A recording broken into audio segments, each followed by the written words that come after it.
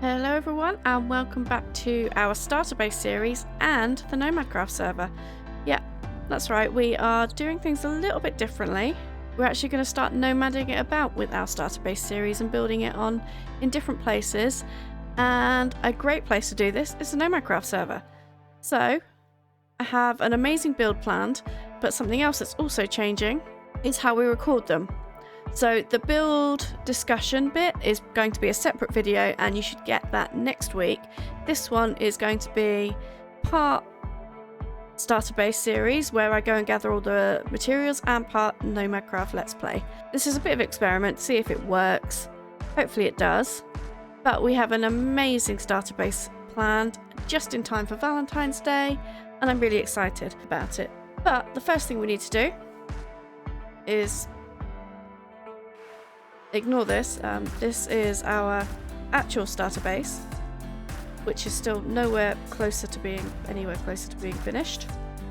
So we're just going to pretend that doesn't exist, and we're going to go and explore so I can find the perfect location for this starter base. And while I explore, I'm going to hand over to future me to tell you all about this in a voiceover. So as we start looking for this location, I should probably tell you what we're building and some of the inspiration for the build as well. So what we are building is a secret garden. It was Eep that came up with this idea. When we were doing our video schedule and we realised that this build video would land on Valentine's Day. So we immediately thought, well, what can we do that's a romantic type build? So Eep came up with the idea for a garden.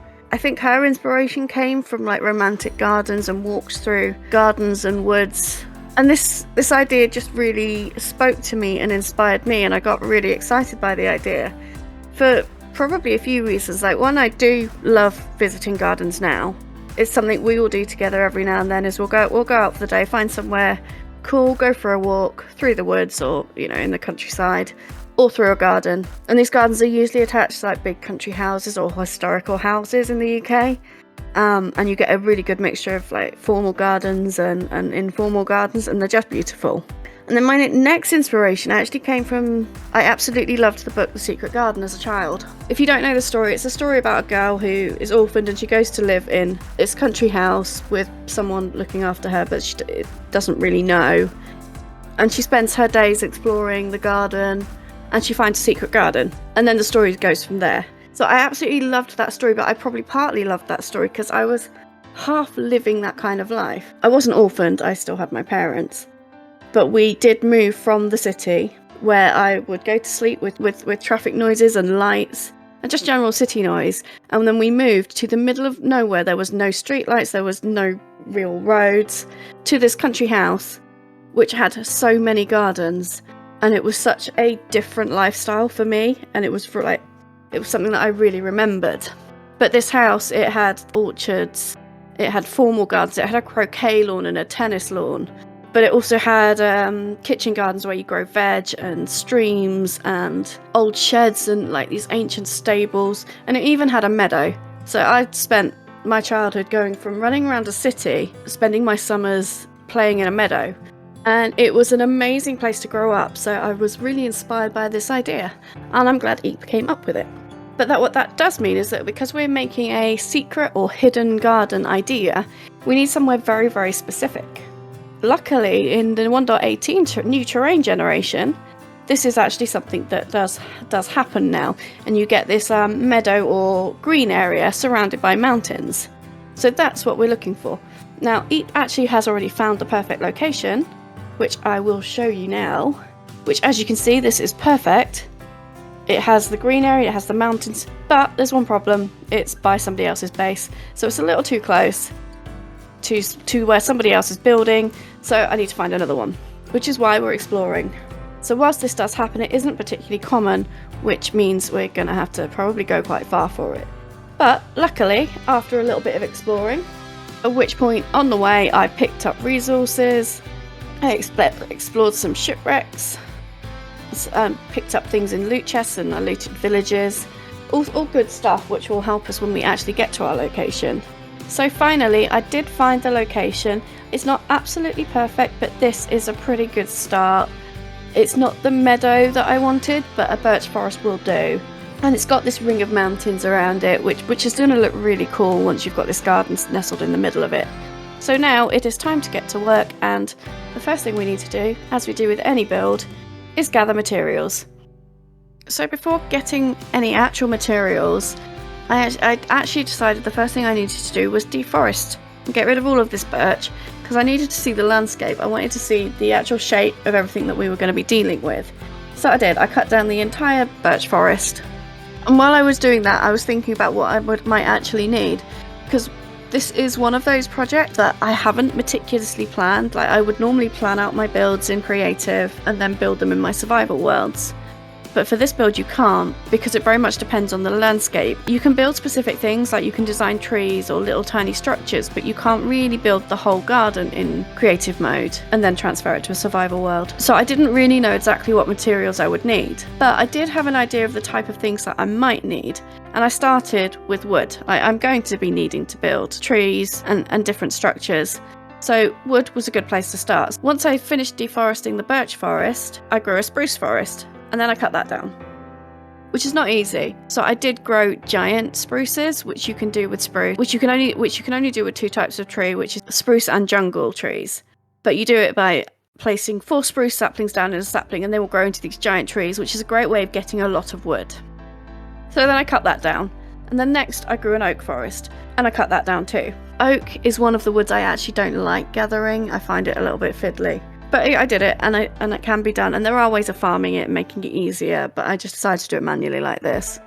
Then once I'd done that, I decided that I'd need a lot of leaves, and the leaves I actually chose were acacia leaves, because they come in these 2 types of leaves, the flowering and the normal leaves, and they actually don't discolour if you put them into different biomes, which means they always look good wherever you put them. And you grow acacia trees by using one of these little acacia bush type saplings, which have a lot of use and they're amazing. Then I harvested all the leaves using shears. Once the wood was sorted, I decided that I kind of needed to get all of the other types of organics and different things I'd need.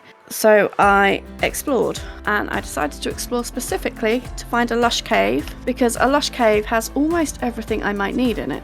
On the way to finding my lush cave, I did find a flower forest, which was really, really good because I needed a lot of flowers. So I spent some time getting all of the flowers. If you do need more flowers than your local flower forest has, you can actually grow more by using bone meal on the ground, and it will grow whatever flower was already there, and it will grow them in little batches. And you also can make farms in those areas if you want to make that automatic. And then another thing that is really good about flower forests is they have a lot of bees in them. And I kind of figure my garden's going to need some bees. So I found a bee, but it was not being very quick to get back to its hive. So while I was cutting down some more flowers and waiting, it still wasn't going into its hive. So I decided to try and help it, and I was going to get rid of the flower it appeared to be stuck on. But a thing happened, and I hit it by accident, and it got angry, and it stung me, and so I had to behead it, and then I stole its home. But then I did find some bees that I did manage to not kill, and they went home, and I stole their home too. Along the way I found more shipwrecks, so I looted those, and I managed to find some buried treasure. I found this buried treasure really easily. I think I'm starting to get the hang of the trick to finding the buried treasure quickly and easily, but I might explain that in another video. While I was exploring, I found some baby donkeys, which were really, really cute, but I couldn't take them with me. And then I also found some rabbits, which are also really, really cute, and I couldn't take them with me either. But then, when I found some turtles, who were also really, really cute, I decided I could take some of those with me. So I used shears to get some seagrass, and I fed the grass to the turtles, who then decided to breed and lay eggs. So when turtles lay eggs, they go back to where they spawned in originally and lay their eggs there. And then it takes ages for them to actually lay the egg. And then when they do, you can see the little eggs, and they're really cute. And when they hatch the cutest little turtles. But in order to pick up the eggs, you have to have silk touch on your pickaxe. Luckily I did, so I was able to get my turtle eggs. So I continued to explore, and next I found a jungle, and I grabbed some vines, which I suspect are going to be really important.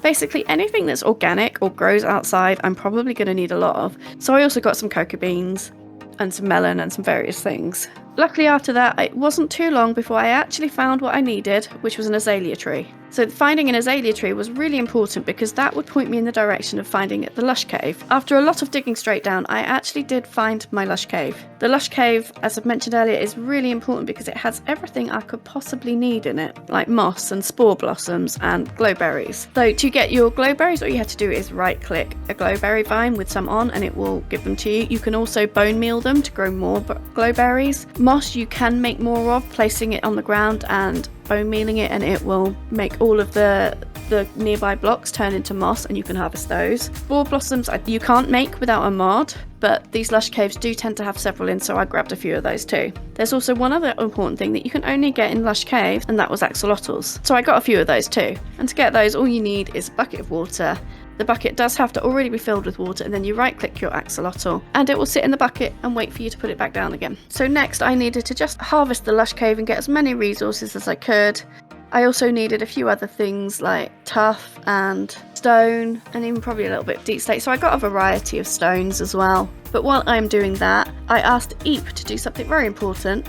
So let's go and check in with her and see what that is and how she's getting on with it. And thank you very much, Twix. I have been given the coordinates of the overworld, which I have divided by 8, and here I am on the nether roof at those coordinates, and I am now just going to build a little nether portal here. In theory, when I go through this, I should be at the secret garden. Well, as you can see, that didn't quite work to plan, but if I dig up and put a portal on this side up the top, they should link up.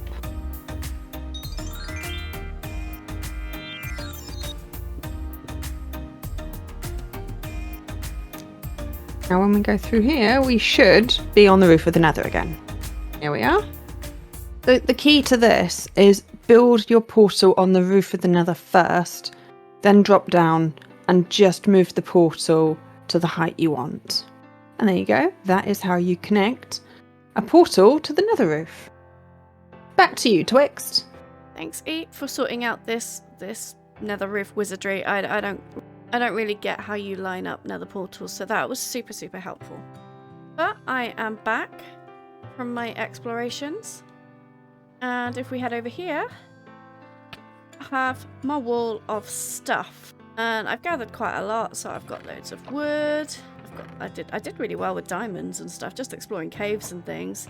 I've got lots of various decor stuff. I've got lots of moss and vines and just random organic stuff and flowers. So I have no idea if this is going to be enough, but it is at least a good start, which does mean we are ready for building. But you will have to wait for that until next week. The Secret Garden build video will be a standalone video that is released next Monday on Valentine's Day. So look out for that, and we'll go into more detail about how we put this build together, what we needed to do, and we'll show you the actual build. So look out for that. Which means I should probably go and get building, because right now there isn't very much Secret Garden here at all. So thank you for watching. I hope you enjoyed it, and I hope you are looking forward to next week's video. If you like the video, give us a thumbs up, and if you want to see more, especially next week's video, then subscribe, and we will see you soon. Thank you for watching. Bye bye.